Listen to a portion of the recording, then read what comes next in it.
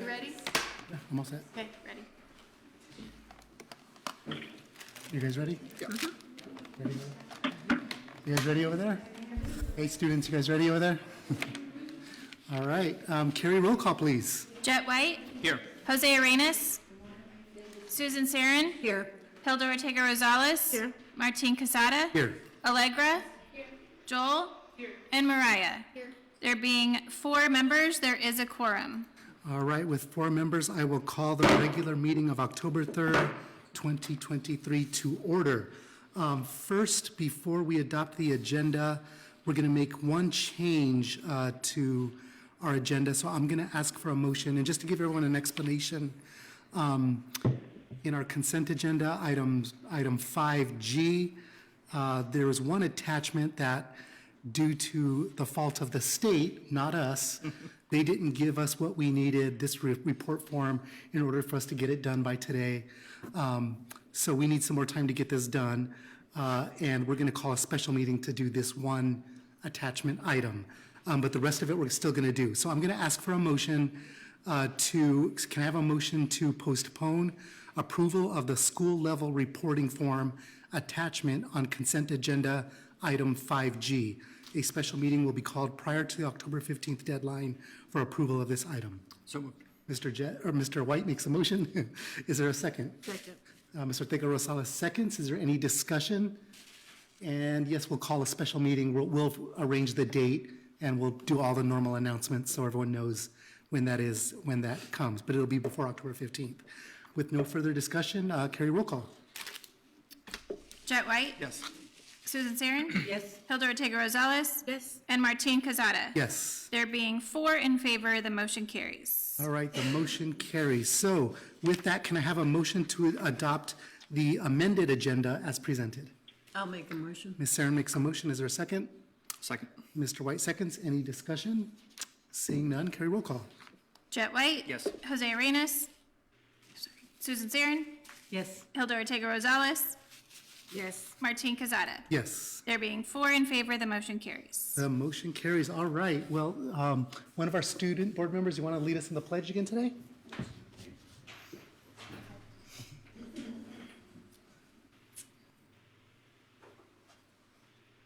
I pledge allegiance to the flag of the United States of America and to the republic for which it stands, one nation, under God, indivisible, with liberty and justice for all. All right. Thank you, everybody. I'm going to go ahead and introduce our student board members today to give us their school reports. And just so everyone knows, Dr. Cruz is with us, but she is online on the phone. So I'm going to do this today. So we'll start with Allegra. You'll give us the updates for Sunset Ridge, Canyon Breeze, Rio Vista, and West Wing. Good evening, Mr. President. Highlights from these schools are Sunset Ridge. The Arizona Ridge Riders professional bull riding team held assemblies at Sunset Ridge on Thursday, September 28th to teach students about their profession. In addition to teaching students about what it takes to be a bull rider, they provided ticket vouchers to the Sunset Ridge community. A huge thank you to the Arizona Ridge Riders and the Glendale Chamber of Commerce for making this opportunity happen. On Wednesday, September 27th, Sunset Ridge invited the community in for its annual Title I meeting, curriculum night, and community meeting. Chief Financial Officer Joanne Fimbres provided information about the upcoming election and last year's community visioning. Thank you to our teachers who opened their classrooms for families to learn about grade level curriculum and what students are learning about this year. Canyon Breeze. Canyon Breeze held curriculum night. Students and parents learned more about our academy work and projects students will engage in this year. Following classroom visits, families had the opportunity to bond over art projects and create lasting memories. Congratulations to our student SOAR winners that were recognized during our SOAR K-6 assemblies. On 7th through 8th graders breakfasts on September 27th and 28th. We had over 100 parents attend. Rio Vista. Rio Vista held our curriculum night. Our entire staff was in the gym with grade level tables and to highlight projects and resources our students would be using this year. Many parents left the activities they can use to practice grade level skills at home with their kids. Joanne Fimbres also joined us to present our parents the improvements we've made to our campus, with thanks to our voters and where we'd like to improve in the future. We are proud of the 6th and 8th and 7th graders that we inducted into our 7th NJHS school chapter last week. We held our induction ceremony for our students and their families, and students received their pins and took their pledge. We are excited to see the service projects they coordinate this school year. Westwind. Westwind is having their school-wide Spirit Week this week. Today is Sports Day. Team up against bullying. The Westwind 8th grade PEP gifted and talented 12 students met with Mr. Kenkel and presented our PowerPoint presentation on leading, organizing, and creating grade-level activities on Veterans Day for K through 8th grade students. The Westwind 8th grade PEP will be leading all celebrations and activities on Veterans Day. And now Joel will give his report. Good evening, Mr. President. Highlights from these schools are Desert Mirage. Mr. Williams and Mrs. Eastburn, along with 3 teachers, Mr. Guzman, Mrs. Avila Flores, and Ms. Nichols, were beyond excited and thankful to participate in the immersive PBL training days with Shayla and her team from Adaptive X. Our 3 amazing teachers learned a ton and planned rigorous, cross-curricular, culturally responsive, project-based learning experiences for our Desert Mirage scholars. Mr. Williams, Mrs. Eastburn, and Mrs. Hartman, our incredible interventionists, are intentionally meeting with all of our English language learners to goal set and educate our scholars of the importance of Azella testing and how developing their bilingualism can help them in school and beyond. Scholars are aware that our school goal is to have 65% of our 3rd to 8th grade scholars test proficient in ELA on the ASA exam at the end of the school year. Desert Horizon. Desert Horizon is excited to support 2 literacy programs on the campus. The first is Read Better, Be Better, and the other is Raising a Reader. At Desert Horizon, we will continue to emphasize the importance of literacy and growing that love for reading. A great thank you to the Pendergast Community Center for allowing us to be a part of such an important program. A huge shout out to Chartwells and Discovery Kitchen. On Tuesday and Thursday, our students participated in cooking demonstrations and learned how to prepare whole grain energy bites and curried chicken pasta salad. Ms. Saren came to visit both days. Our students had an amazing time and sampling was included. Amberlia. In honor of Hispanic Heritage Month, Amberlia participated in a fun Spirit Week that highlighted the Hispanic culture. Amberlia kindergarten through 3rd grade students have been having a blast participating in our bi-weekly sing and read led by Mr. Dominguez, our fantastic music teacher. Students come together in the cafeteria and practice fluency through music and song. Pendergast. Pendergast has had several parents and community members in to share cultural experiences and traditions with students as we celebrate Hispanic Heritage Month. We have had some amazing presentations and have had some incredible new connections with our families throughout these experiences. 3rd grade students are using their iPads to create interactive digital books to showcase their student-made musical instruments. Our staff and students are very appreciative of their newly replaced iPads and MacBooks. Thank you to Joanne Fimbres, Dr. Cruz, and Ezra Williams for helping us replace our older Apple gear with much-needed new Apple technology. Excuse me. And now Mariah will give the last reports. Good evening, Mr. President. Highlights from these schools are Villa de Paz. Villa de Paz held a Peter Piper Pizza fundraising event on Wednesday, September 20th. Our community was well represented with an amazing turnout. A great time was had by all. Villa de Paz Title I night was held on September 26th. Dr. Cruz and Mr. Gonzalez provided essential information to our community members. The VDP PTSA was present and active during the event. Copper King. Copper King is excited to announce the return of All Out Fridays. Every Friday, students and staff are encouraged to dress up from head to toe in school colors to show pride in our learning community. If you visit us on a Friday, be sure to represent those Copper King colors: red, black, maroon, gray, and or white. Last Wednesday, Copper King had our first family movie night of the year. We had many families come out and enjoy each other's company while watching The Nightmare Before Christmas. We'd like to send a special thanks to Copper King PTA and his parent volunteers that came to our support. We appreciate you all. Sonoran Sky. 6th through 8th grade Sonoran Sky science students in Mr. Lee's class engaged in an inquiry to find out how our old fallen mesquite tree was. Students submitted guesses prior to learning about dendrochronology and connecting with ASU Tempe's campus arboretum specialists to confirm calculations. Special thanks to our facility teams for cutting smooth pieces for our scientific investigation. On Friday, September 29th, Sonoran Sky held its first quarter school-wide lunchtime BBQ where 113 family members ate Sonoran hot dogs and burgers with their children alongside staff and administration. Garden Lakes. Garden Lakes hosted a curriculum night and family night on September 7th. Hundreds of students and families arrived to learn about our curriculum and the engineering and design process. After the learning, families were invited to participate in family-friendly activities in the library, a PTA scavenger hunt around the campus, and a dance in partnership with the Student Council, NGHS, and the PTA. It took a village to have a wonderful event, and we look forward to future opportunities to strengthen our Garden Lakes community. On September 13th, our sixth graders partnered with the Westview's Student Government and JAG to learn about the 7 habits of highly effective teens. They participated in a huge team builder and broke out into groups to understand that they can have a successful year. Thank you. That is all the reports for tonight. All right, well, good job. Thank you, Allegra, Joel, and Mariah, for your reports, as always. We appreciate it.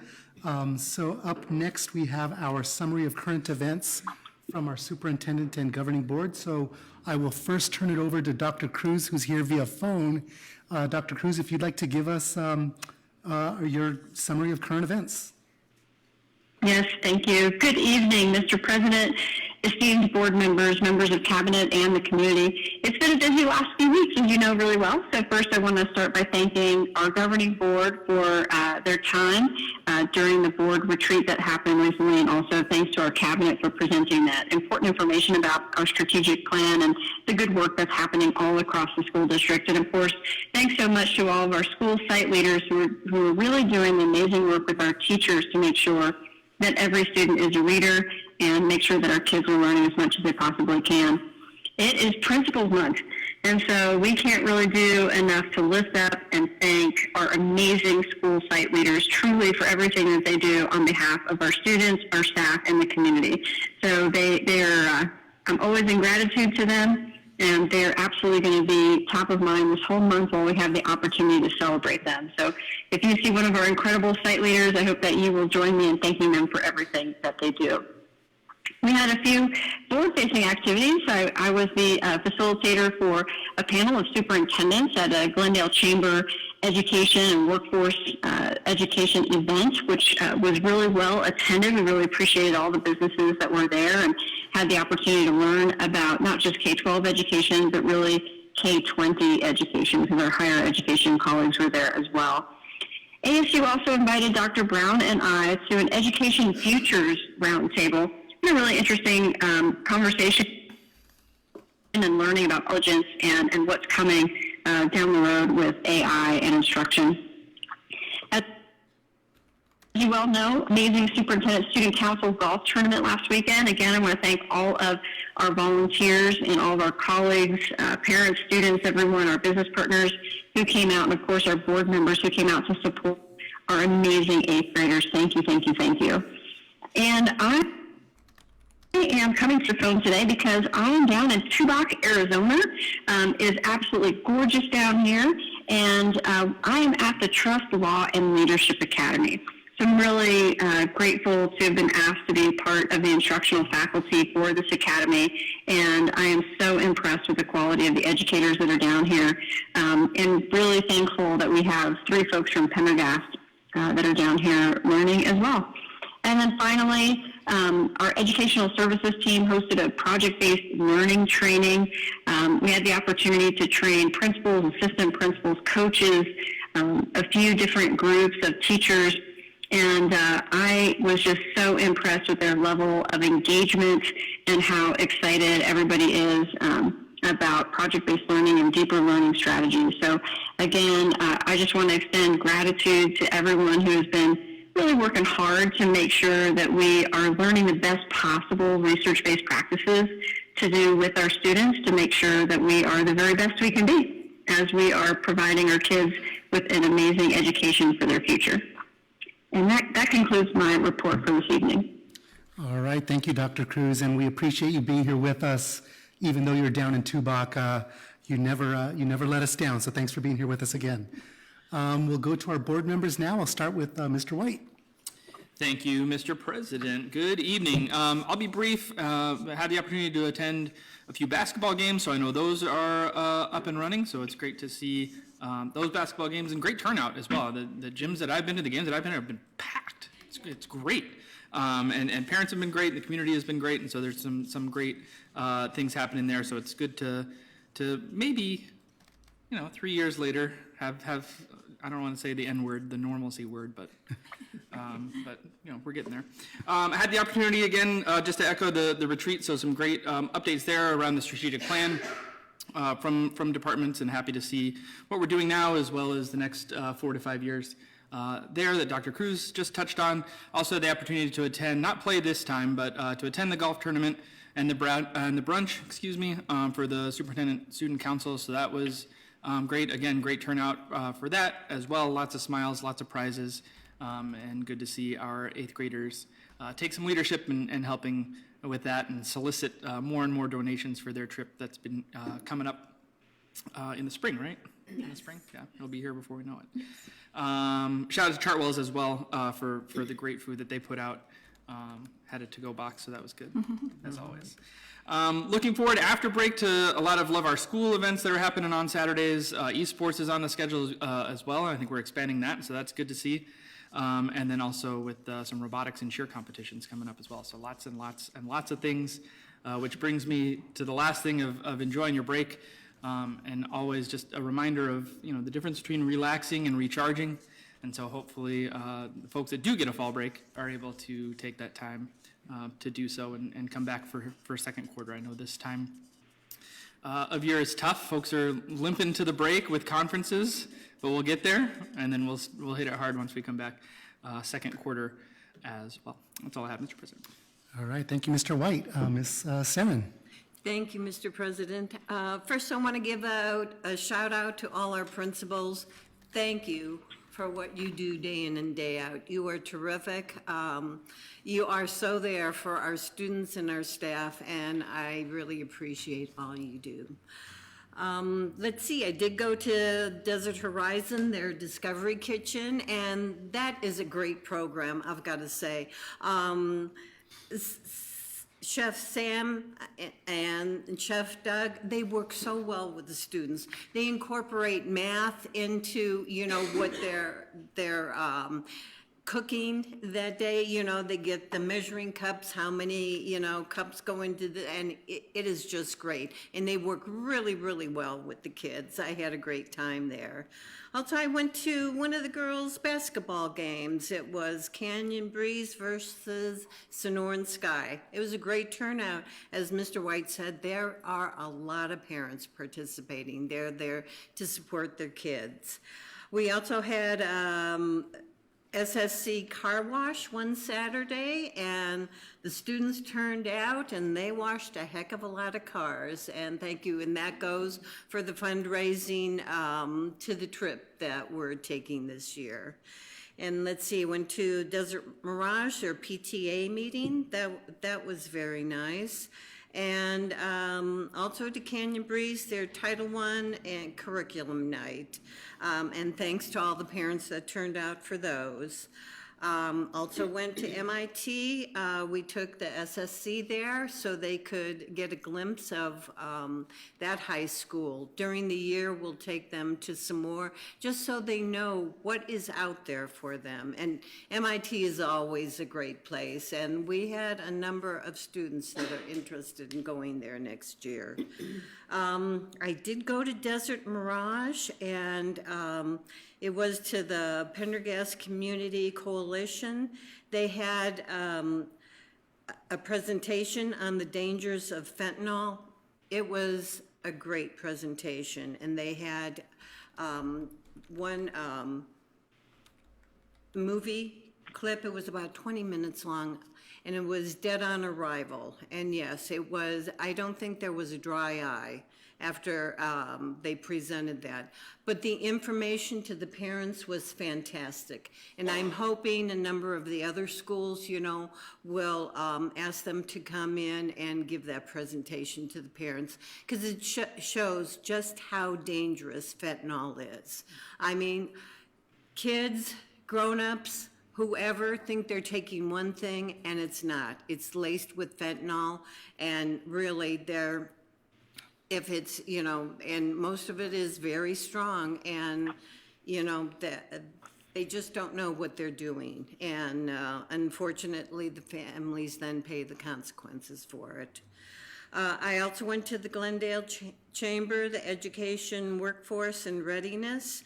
Our Dr. Cruz did moderate, and it was a great K-12 discussion. And Student Superintendent Council golf tournament, that was fantastic. Golfers had a great time. There were tons of raffled prizes, and as Mr. White said, you know, Chartwell's put on a great brunch for everyone. And I've got to tell you about this one individual, and I do not know his name, but he was at the golf course, and he goes, well, I want to help out, I want to donate, but I'm not going to be there for the brunch or the, you know, drawing of the raffle. So he bought some 50-50 tickets, and he said, if my ticket wins, he said, put it back for the students. And by gosh, his ticket won. It was fantastic. So $300 went back in for the students. And then one more item, bear with me. I did go to the ASBA Legislative Committee, the draft for the 2024 political action, and it was very interesting. We were about an hour late getting started because of technical difficulties with their little clickers. But I just want to go over three to highlight. I know, Hilda, you had said you didn't like the way they excluded including support for the Arizona Teachers Academy on the one thing, but that was actually discussed. There was a long discussion on that, and most everybody felt that because there's so many other universities, you know, supporting teachers, they just didn't think it was fair to, you know, have money go just to there. So that had been crossed out, and it stayed crossed out. Then there was one to amend the constitutional aggregate expenditure limit via legislative referral to the voters. That actually did not go. One had put an amendment to repeal the aggregate expenditure limit, which actually makes more sense. Then we don't have that hanging over our heads every year. And that passed. They'll lobby for that. One other that's always on is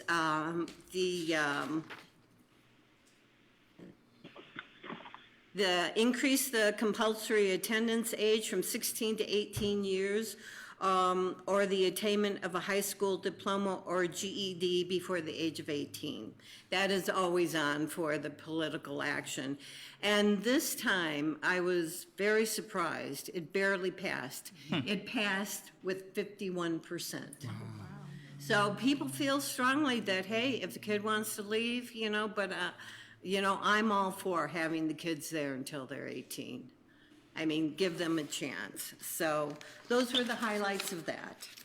All right, thank you, Ms. Sarin. Ms. Ortega Rosales. Thank you, Mr. President. First of all, I want to give a shout out to all our school administrators. I know it is Principal Month in October, but I do know that every school that I have attended in the last 23 years, it surely is a team effort between the principal and the assistant principal. And so my shout out is to both. both because they team tag, and we should acknowledge that. And so we don't want to just celebrate once a month, but we want to highlight at least once a year, and this is the month for us to do that. So a shout out to all our school leaders. The other thing is spring break. I'm not spring break, fall break. I'm really jumping, aren't I? The fall break, it's so needed for all of our staff members, but in particular, our teachers. It's a time to rejuvenate and rest and spend a little bit of time with your family. So I hope that you do that because it's important for you, for your personal well-being, as well as you coming back, ready to go again for us to finish up the semester, the fall semester. I attended the Hispanic Heritage Month lunch that was held at all the schools. I attended the one at Copper King, and I'll tell you, I really enjoyed it. My husband worked there many years ago, in fact, 23 years ago. For those of you who don't know, he if I was going to run for the position 23 years ago for the school board, there can't be a family member in your household that lives with you and working for the district. So he thought it was important for me to serve this community, so he left. He resigned from his position and went on to some other good opportunities. But the school that he was at was Copper King, and so I took him as a guest with me to have lunch, and it's just one way of providing my gratitude to him for his sacrifice that he made, and he was able to talk to people that obviously he worked with. I want to thank Miss Leonard, the principal there at Copper King, for allowing me to be there. And I would tell you, we were in the cafeteria because it was lunch, and every employee that I introduced myself to or spoke to was so professional, so respectful, and I'm really proud of that school. It has a great staff there, and I was able to speak with some students, and it was just very refreshing. So I'm just going to highlight a couple. Yolanda Dueñas was the one that was at the cashier when we paid for when we got our food, and she was very, very professional, and in particular, she wanted to make sure that we were well taken care of. And then Miss Camilla Smart, she came up and spoke to me and introduced herself. She is the librarian at Copper King, and we had a very nice conversation. And then I sat with the students, the 6th grade students that Mr. Covey has in their classroom, and that was very enjoyable to hear the students speak of Mr. Covey. I asked them, so who was your teacher? And they said very positive things. So a shout out to Mr. Covey. He did come over and say hello. And, he's been with us for 10 years, and he says he loves the school. He's also involved in choir and theater. And, again, our teachers, they're not just in the classroom, but they are providing, support and leadership to the other great things that help to make our children well-rounded. He's involved in choir and theater, and that's a very difficult one to be involved in. It's a lot of work, so I want to give a shout out to him. And then lastly, Chartwell's, one of the lunches that they offered for celebrating the Hispanic Heritage Month was carnitas. It's a carnitas tacos and a jicama watermelon salad. It was delicious. It had cucumbers, jicama, and watermelon.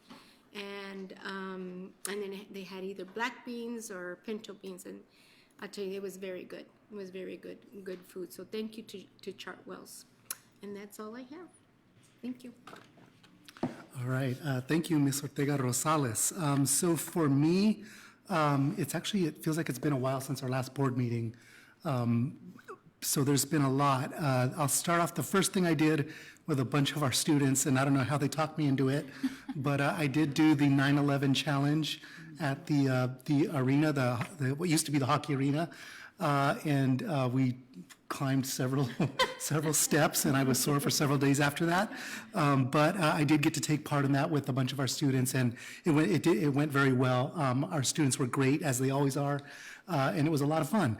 So I did get to do that this year. Another thing that I did was the ASBA Law Conference. I know Ms. Saren was our delegate at the Delegate Assembly.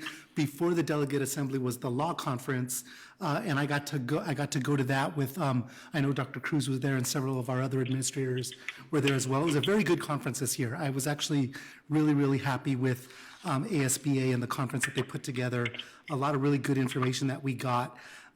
In addition to that, I had the opportunity to go to San Antonio, Texas, to go to the Mexican American School Board Association conference.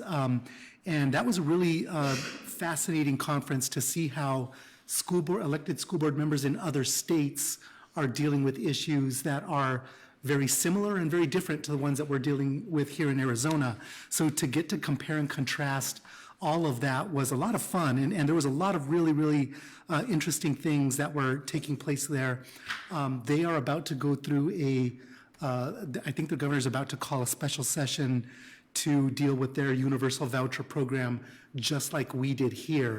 And so everybody was talking to us and asking us, how are you all dealing with that universal voucher program in Arizona? And they're terrified that it's going to happen in Texas as well, and what kind of impact that's going to have on the funding for their public schools. So we had a lot of conversations about that, a lot of really good programs and sessions about the power of civics education for our kids, how civics education has evolved over the years, and mental health as well, not only for students, not only for educators, but a new area was for board members. And that's something I don't think a lot of us ever really considered too much, but we got to take care of ourselves as well. We spend so much time, and in a lot of other districts, there's a lot of stress involved with being a board member. Not as much here in Pendergast, but in other districts. But there was a really healthy conversation about how elected officials maintain their mental health as well. And there was a really good author, a guy named Derek Black, who talked about public school governance. And he wrote a book. I forgot to I was going to bring that book with me so I could show you, but I forgot it. But he did write a book about how governance of public schools, basically serving on a public school board, how it's gotten a lot worse over the years because of the politics that are becoming more and more involved in a lot of public school board governance decisions, and how it's bad for public schools, it's bad for our kids, it's bad for our educators, it's bad for everyone. And he wrote a really good book about that. I already started to read it, haven't finished it yet, but I'll give you a report later. And aside from that, I wanted to mention Sue mentioned that the compulsory attendance age, raising it from 16 to 18. So for our students, in case you didn't know, once you turn 16, you are allowed to make the choice about whether you decide to go to school anymore or not. You can choose to drop out once you're age 16. That's what the law says.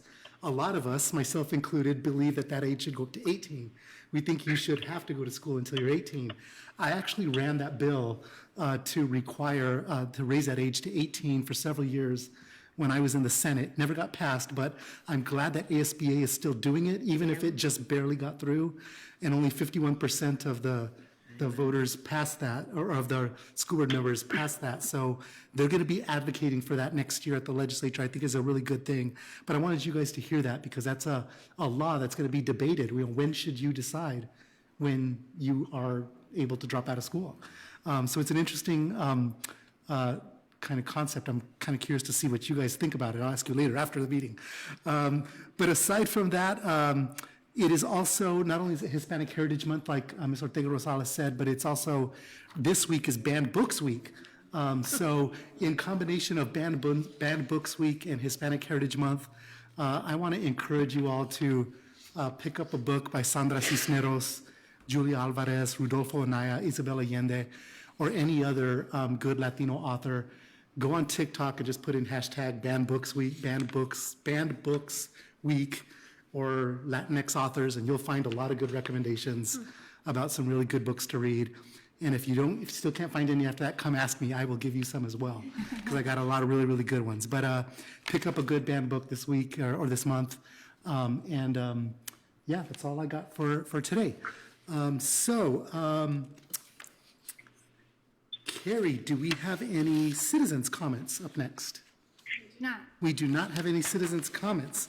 All right, so up next is our consent agenda. So I am going to ask for a motion to approve the consent agenda items A through L minus the attachment in item 5G. I'll make a motion. Ms. Sarin makes the motion. Is there a second? I'll second. Mr. White seconds. Is there any discussion about our consent agenda? Seeing none, Carrie, roll call, please. Jet White? Yes. Susan Sarin? Yes. Hilda Ortega Rosales? Yes. Martin Casada? Yes. There being 4 in favor, the motion carries. The motion carries, and I will turn it over to Dr. Cruz now. Do we have any new hires or other announcements from our consent agenda that you'd like to highlight for us? Yes, thank you, Mr. President, esteemed board members, members of cabinet, and the community. We are so excited to welcome a number of new hires and also to congratulate some folks on some promotions. And I understand that Agnea Lopez Rojas is in the room there with y'all, and she's going to be a teacher at Sonoran Sky. And also Sue Sankara Manchi is also at the board meeting this evening, and she is going to be a teacher at Desert Mirage. And we just want to welcome both of them to the Pendergast School District, and thank you for choosing Pendergast. We are so glad that you have joined us. And I also want to give a shout out to Vivian Sosa and Danny Robbins.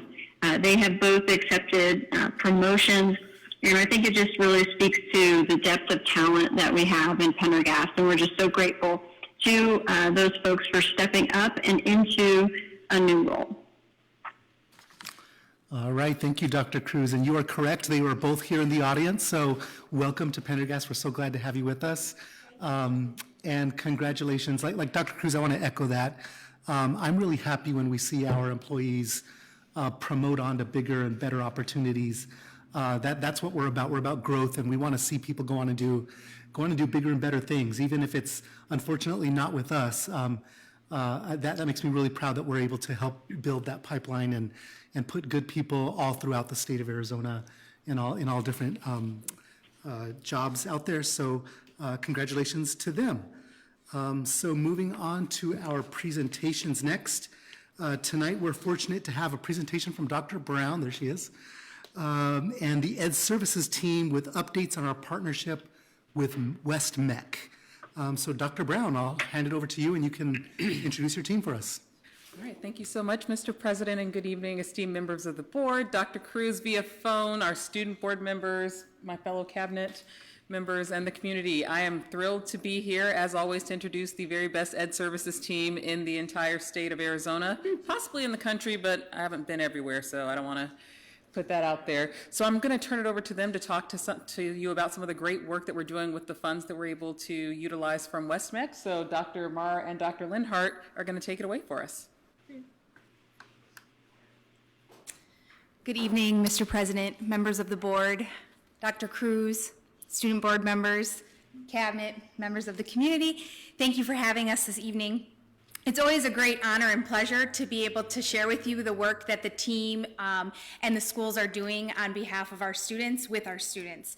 And so this evening, we're going to discuss our partnership with WestMec that is getting more robust with every passing year. I do want to take a moment to thank our voters. Our voters are the ones who are really responsible, that we need to give credit to for this funding from WestMec. So they voted some years ago that WestMec would give us some of their funding to elementary school districts, and so we are very grateful. We currently have a budget this year of $190,000. That's a $50,000 increase from last year, and I wanted to explain that shift. That shift is because our partnership has become more and more robust, they had some additional ESSER funding. And because of our strong partnership, they actually advocated to give Pendergast an additional allocation from their ESSER funds. And so we got an additional $50,000 this year. And because our voters had passed this several years ago, they were very eager to give us that additional funding. So it's very, very exciting. When we receive funding, we want to make sure that we are very diligent in ensuring that we make our portrait of a graduate come alive, right? We don't want to just talk about it, we want to live it. We want our students to experience it and really embody the skills that we've identified on the portrait of a graduate. So I just want to share with you some of our recent work. We have really developed a strong Chief Science Officer program, and I know Dr. Linhart is going to mention we are going to take that again to the next level this year because we are going to create a leadership program within the Chief Science Officers, and we're going to have a few students who are going to lead that program and co-plan the meetings with her. And then also we're going to start pushing into the national stage. It is our goal that our students get outside of state recognition, but then also national recognition because they are doing great work. Also, our partnership funds our ASU Prep digital support. Fuse currently available in all 12 schools and present in everyday programming. Our TechSmart partnership, which has increased, that Dr. Linhart will talk about. And our 8th grade bridge program, the Orange Life Experience. So 2 years ago, we wanted a summer program for our 8th graders that were graduating to actually get on the campuses of Westmeck. So it's one thing to hear about Westmeck and have it be kind of this conceptual understanding, but we wanted them to get on campus. So a team here from Pendergast partnered with Westmeck and created a summer camp. It started as a one-day experience. It's now a 3-day experience. Because of that, it now has grown from just being on their central campus to being on all of their campuses, and they invite now the other elementary districts. But I'm very proud of the work that Pendergast has done to partner with them and create that program. We also have our very own day, so they have a day set aside for just Pendergast students. Also, we're very excited about the STEAM professional learning that's taking place and our robotics program that is growing this year. Catherine's going to discuss the additional schools, and of course our esports program that has launched and is really taking great stride. So we have several goals for the coming year. We really want to increase students' understanding about career options in the technical and scientific fields. We know particularly women and students of color are underrepresented in these fields, and so that is a big piece for us. We want to increase the number of students that take CTE coursework through Westmeck and earn completion certificates. So even if they choose to go on then to a 4-year college, they can still have employment opportunities with the certificates, right? So it's not just one or the other, it can be both. And we want to give our students all the opportunities possible. Number 3, we really want to increase project-based learning opportunities for our students, and just last week we went through 4 intensive days of training, and we have 6 units underway that are being created. We're very excited about them. And number 4, we want to, of course, provide opportunities for our junior high students to participate in STEAM-related activities, both at the state level and eventually outside of the state. So we're very excited about our goals for the coming year. And with that, Dr. Linhart is going to talk about our plan to accomplish these goals. Thank you, Mr. President. Like Dr. Marr said, I have a little bit of information for you to discuss the goals that we have going forward with our Westmeck funds. First topic to discuss in detail is our Chief Science Officer program. We also call them CSOs. So our CSOs, we plan to increase their presence in the West Valley and the state of Arizona, and like Dr. Marr, hopefully expanding into the national scene. CSO is an international program. They have Chief Science Officers in Europe and in South and Central America, so there are some opportunities to at least be connecting with students from other countries. We are currently planning to meet quarterly. We call them quarterly meetings or cabinet meetings, where the students come in person to the PCC or the PLC, and they learn about being a CSO. They get to bounce ideas off of each other, so they're not restricted to the 6 CSOs at their school. They get an opportunity to meet with the 72 CSOs across our district. Those happen on Mondays throughout the year. We have 3 in total planned. The first one was September 11th. The next one is coming up October 30th. It will be at the PLC, and the students will be dropped off here and then get bus transportation back to school. We are really trying to increase our Arizona presence and our presence in the West Valley, and we hope to do that by encouraging students to attend a lot of the CSO events that take place. The two big ones that we attended last year and hope to carry forward are the Barrett-Jackson Car Show and the Buckeye Air Fair. And then we also, like Dr. Barr said, we are going to introduce a CSO leadership opportunity where a student or two from each school will become the CSO leaders for Pendergast and will help me plan their meetings. Robotics is another huge goal area for us with the WestMech funds. This year we have grown to 6 schools. Last year we had robotics in 2 schools, so it's a big growth for us to see robotics in 6 schools. We are still co-hosting the West Valley Robotics League in collaboration with the Avondale School District. We host 4 events throughout the year, 2 at our schools and 2 in their schools. The first competition, as we mentioned before, is coming up. It is October 21st, and it's on a Saturday morning. So we're looking forward to that event. Robotics is a really awesome opportunity for students to work together because they are on teams with kids from other schools that they didn't meet until that day of the competition.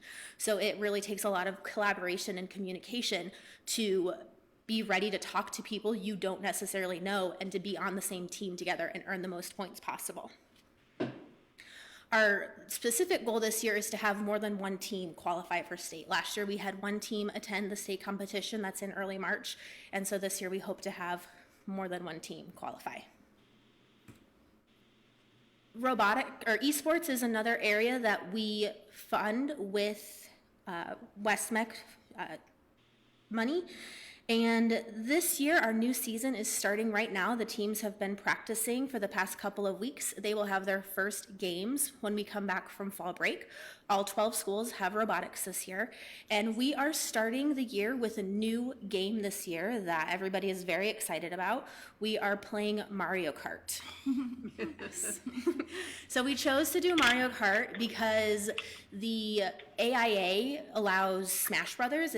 Smash Brothers is a sanctioned game for the AIA, and Smash Brothers is a little more complicated. I know our kids can do it and they can play it, but we wanted to start with something that was a little bit easier to learn the controller and get involved with the Nintendo Switches. So we are playing Mario Kart this year, and their matches are in person. So last year we played esports virtually because we were playing an online game. This year, playing on the Nintendo Switches, it's an in-person event, and so teams are traveling to each other, and they'll be setting up on the Promethean board for spectators to watch. We are also looking to continue in the spring season our partnership with Camelback Ranch, and we'll switch back to Rocket League at that time. We have a lot of other work that is happening with our WestMech opportunity. We're really trying to focus on offering some field trips this year, whether it's for STEAM career focused or ASU for STEAM educational opportunities that we'll be working with the CSOs mostly to attend and get some more opportunities for them.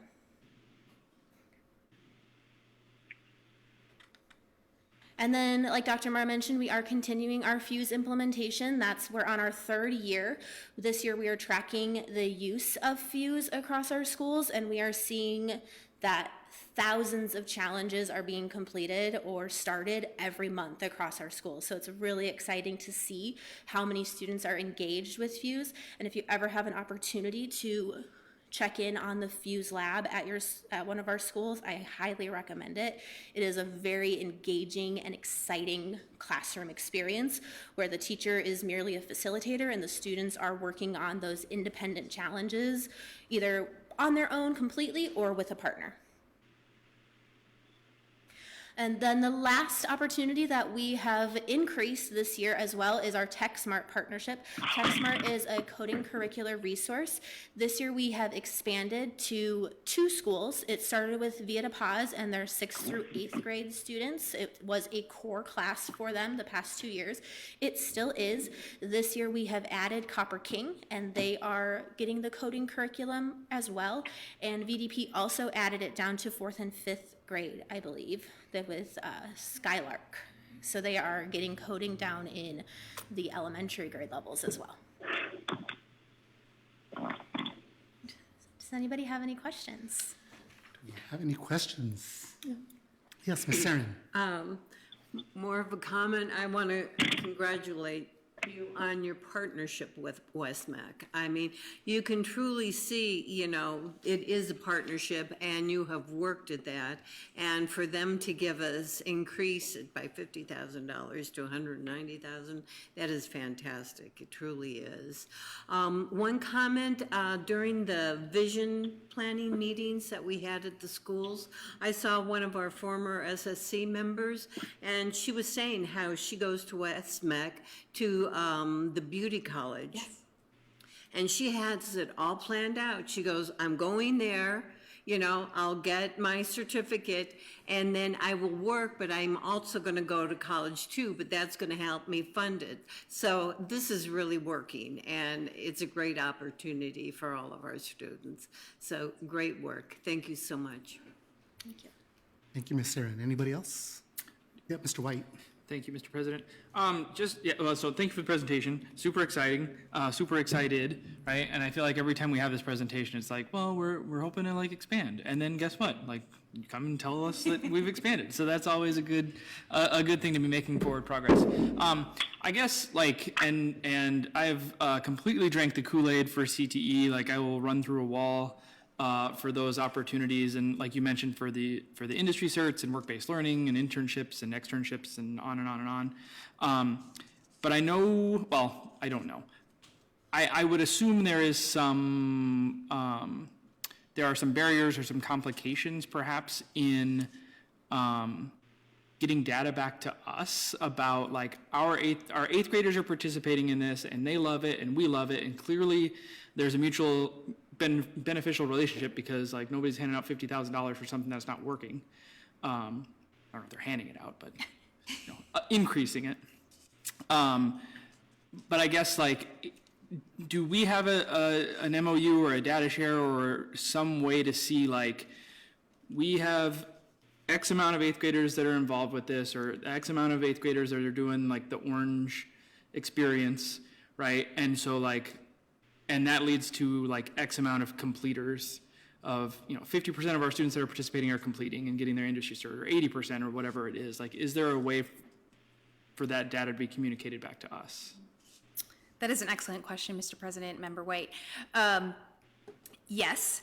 So I'm actually in discussions with Rasan Bartlett, who is the person that I'm partnering with at Westmac around the Orange Life experience. And that actually came up this summer because we increased our participation rate this summer. My question to him was, so how then do we track that this is actually impactful? And so he is in conversations regarding that. And I will follow up in the near future and get you a more concrete answer on what they've decided. Cool, thank you. Yeah, and I had the opportunity in my other life to tour the Westmac that's over here of Glen Harbor, and it's like, it's really cool. Like it's like, I'm super envious of the opportunities that our students have. It's really awesome. Thank you, Mr. White. Thank you, Mr. White. Do we have any other questions? You guys, no? All right, well then, yes, Mr. Tego Rosales. I just want to learn a little bit more about the Orange Theory experience. Mm-hmm. What's the curriculum? What's the objective? Absolutely. Mr. President, Ms. Hilda Ortega-Rosales, thank you for that question.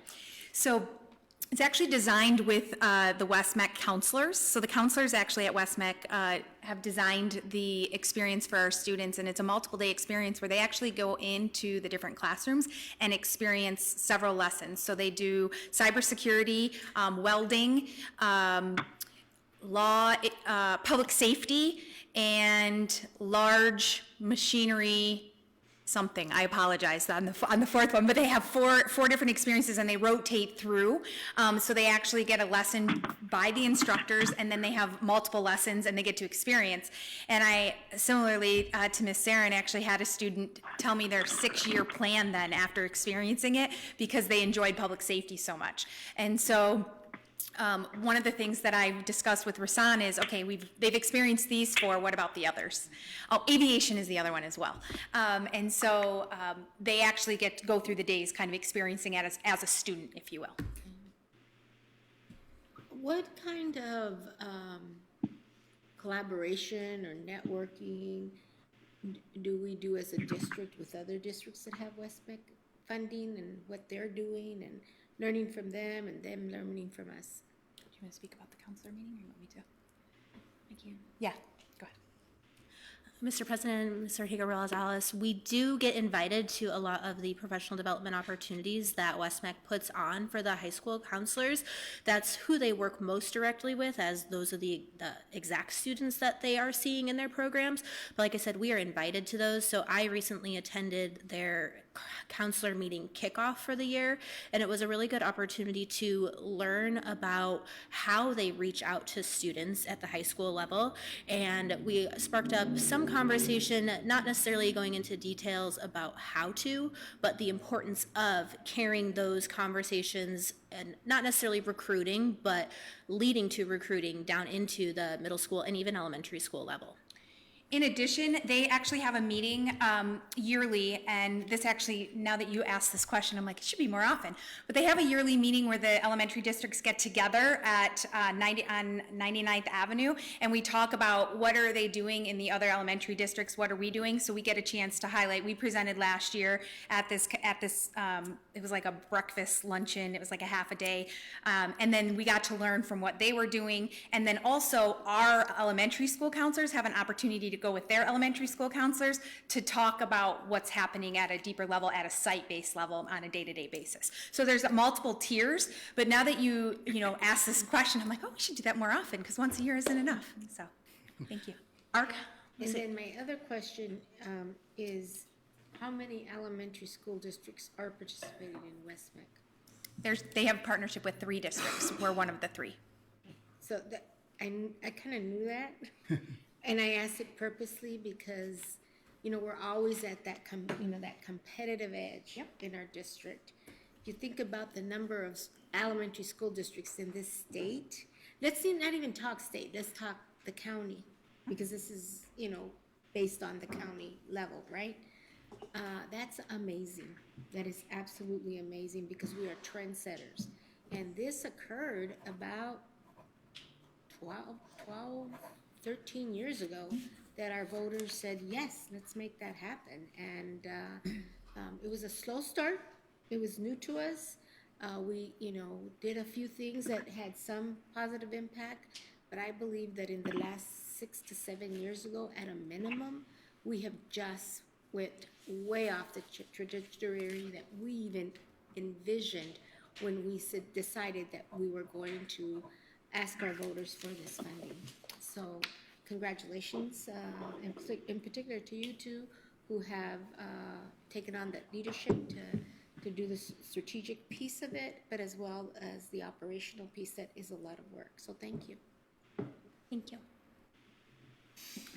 All right, do we have any other comments or questions for the team? And if not, I just want to say thank you. Thank you, Dr. Brown. Thank you, Dr. Marr. Thank you, Dr. Linhart.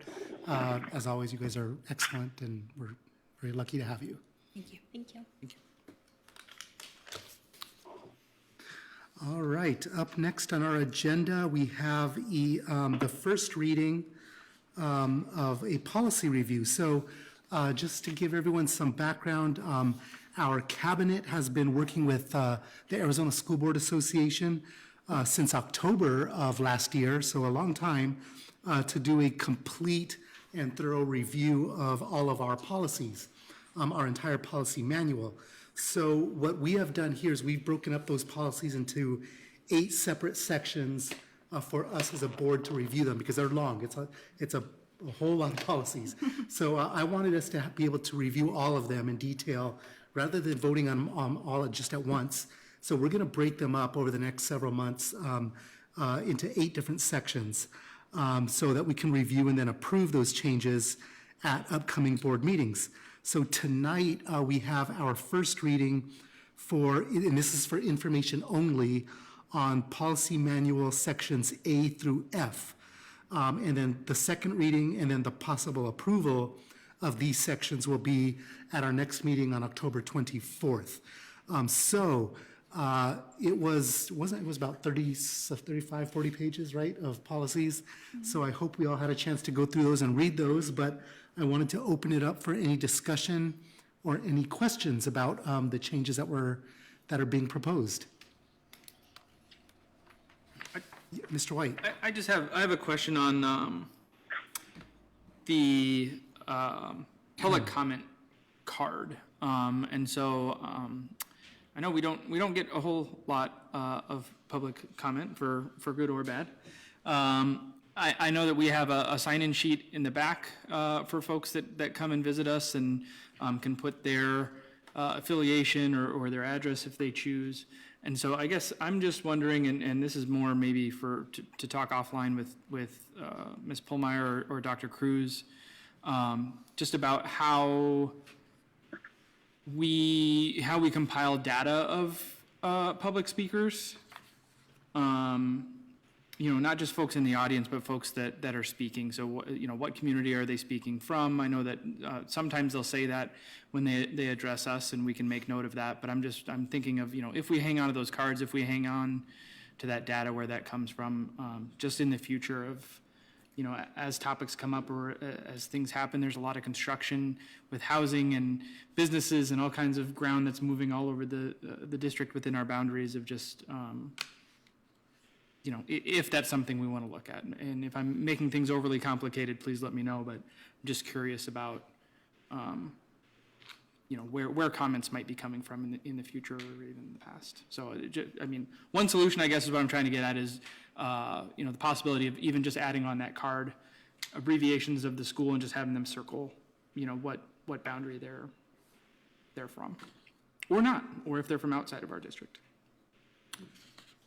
Yeah, thank you, Mr. White. Actually, I think it's a great idea. So we'll talk about that with Dr. Cruz and see what we can, if that's even necessary to put into policy, or we'll figure that out. But I think it's a good idea.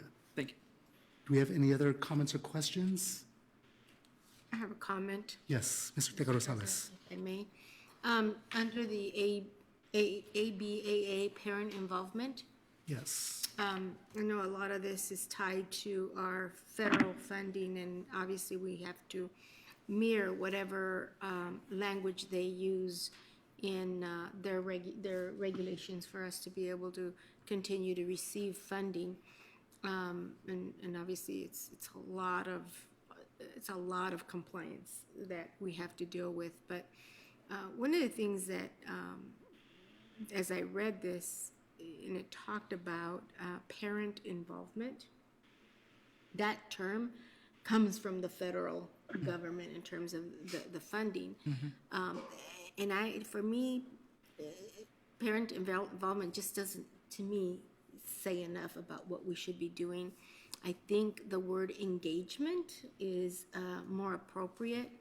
We may not need to change the actual title of the policy or the regulation, but maybe within the content, think about, when we say parent involvement, maybe in parentheses, engagement, because I don't want them just to be involved. I want them to be engaged. Those parents should be engaged with us.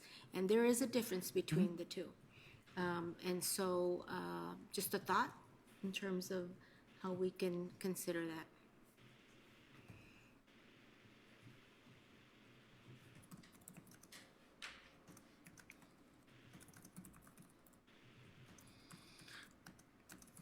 Sorry, I was just taking a note of that, Mr. Teca Rosales. Thank you. Any other comments, questions? I actually had a couple, and I was supposed to talk with Carrie about this, and I didn't have time.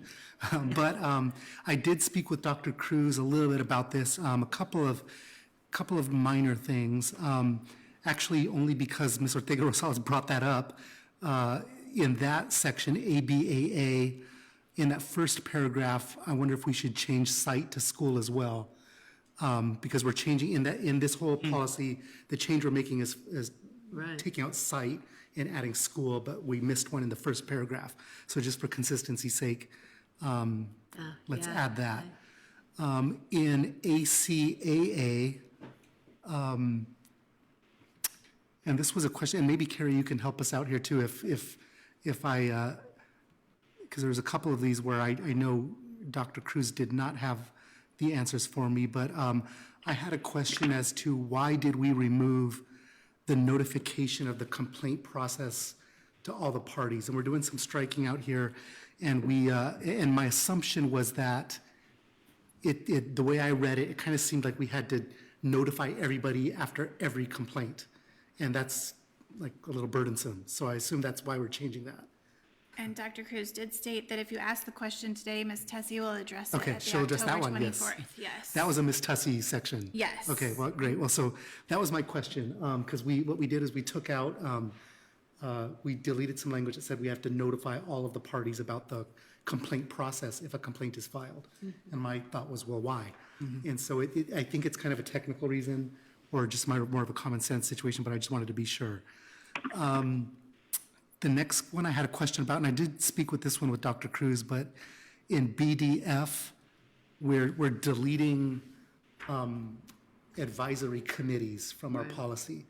And so from my understanding from what Dr. Cruz mentioned, we basically don't use these, and we haven't used these for many, many years. So my only, which is fine, I mean, I don't think we have to use them. I guess my only question for us to consider is, do we want to delete that and just take away the option if we ever decide we want to have those in the future? We may not, but at least we have the option of creating one of those if we feel it's necessary. And there's any number of reasons why it could be necessary if, I don't know, like a Via de Paz library construction project, we wanted to create an advisory committee about that. If we wanted to create that, is it good to have that option in there? I don't know, maybe we don't need it, I don't know, but just something to think about. But from my understanding, we've never really used these in the past. No, we haven't. But, Mr. President, I think Yes. a part of that came from, the regulations of, again, the funding piece, that's where it came from. Okay. And I am not in a position to say whether that's still a requirement or not. If, I'm assuming it's not because it's being struck out. So that's another question that we may want to ask. I think where maybe we could, indicate in our documents is that we did a lot of work to get our parents and our community engaged, if we want to use Via de Paz as the example. There were individuals, parents, for instance, who were brought in, right, to give us some input in terms of that project. As we did our strategic plan, we brought in individuals. We also bring in our staff to get their input. So not that it's required, but we could give examples of where that would be, in my mind, an advisory committee would fit in there. Would they have to have agendas? Would they have to do the Robert's Rule of Order? Probably not, but at least that we have some structure in place so that we're emulating that process across any of those. Right. Yeah, that's a good point. And I think the only reason why I brought this up was because the language, it was a may, it wasn't a shall. So we don't have to create advisory committees. If we don't want them, we don't have to. But the language that we're striking out says we may. And So yeah, you're right. if we may, we don't ever have to. Right. But just having that option was just something I was asking. And having the structure. Right, and having the Process structure and the for it. structure. Yes. So I'll talk with Dr. Cruz and see if we want to do anything with that for the next time. But the next one I had was for policy BEDB. That was our agendas. And I think Mr. White, you brought this up too. But my only question for this one was, I don't think we've ever done it either, but we probably should have been, because it was in there, had citizens' comments at our special meetings. So again, like, we don't ever have public here. Nobody ever uses our public comments, but I'm always a little hesitant to strike out that option. Even if it is a special meeting, even if no one's going to be there, we should at least ask if there's public comment. That's just my opinion, but again, this is just for special meetings, so I know it's not likely. So it's for that 0.0001% chance. And Carrie. also, we had it, and that was a recommendation from ASBA to remove it. It went back to their recommendations, so. Okay, so that one's They an were the ASBA. ones who struck it out, actually. So the red meant that it was our language. They suggested we strike it out. Well, if we're going to follow the state, the statutory, the Arizona statutory sunshine law, we're supposed to be transparent in everything we do as a board with our meetings. And if there's a special meeting other than the executive sessions, we should have that transparency. Does it happen all the time? No. We've had board retreats for many years, and we do not have the public attend those. They are posted, but does that mean that there's not an opportunity for the public to come in if they wanted to? Just a thought about how we want to handle that. I'm always about transparency, and I'm always about making sure we're following the law. And for the executive sessions, there won't be an opportunity for that. We have to follow that piece to the T. Yeah, and for that, my philosophy has always been, I want to err on the side of giving them more opportunity than less to comment publicly if they want to, even if they don't. So that's just kind of where I fall on that one. But I don't know if anyone else has any thoughts on that. If not, another one we had, this was in policy BIB.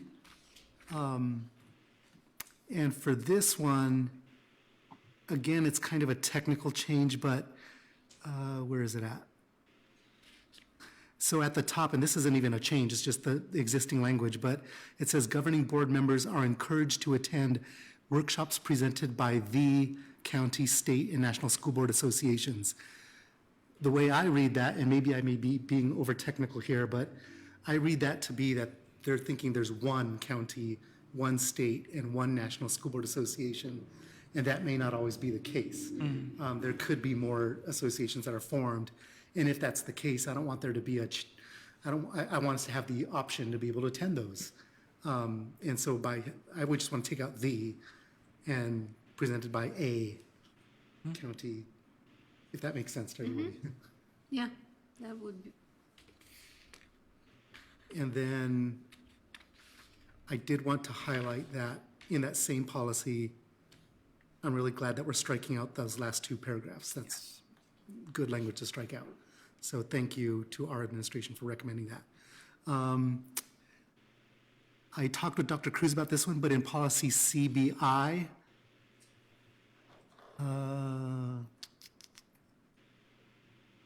this is, there it is. The evaluation of the superintendent. Where was it at? There was a spot in there. Did we already do it? Or So the beginning of the paragraph states April 30th, no later than April 30th. The evaluation Oh, will yes, take yes. place. But then at the bottom, you had the question about the November piece. right, so I had two comments on this section. First, we set a date of April 30th to do the evaluation, and then at the bottom there was a different date, but it was explained to me by Carrie and by Dr. Cruz that that's only for superintendents that are in their second year. It has to be done by November, so I was just a little confused by that. But I think it makes sense now, so no need to change that. The only other change, and Dr. Cruz was cool with this one, was in the third paragraph where it's all red, the superintendent's evaluation. I just wanted us to have a gender-neutral language in that second sentence. No later than April 30th of each year hereof, the board shall meet and evaluate superintendent's performance of his duties. Yeah. So yeah, let's fix that. Doesn't fit us. Yeah, so so that one. And then CFD. Sorry, guys, I went a little overboard on this. Are you a lawyer? Thank you. Or a former or a former senator. I'm almost done, I promise. CFD, I was just wondering why we were eliminating school councils. Because it seems like we're deleting all that language, but it seems like we're putting in the statute, which is ARS 15351. And so I just wanted an explanation of that, and I don't know who could explain that, if it's you, Carrie, or if we should wait, Yeah. or, Mr. President? okay, yes, Dr. Cruz.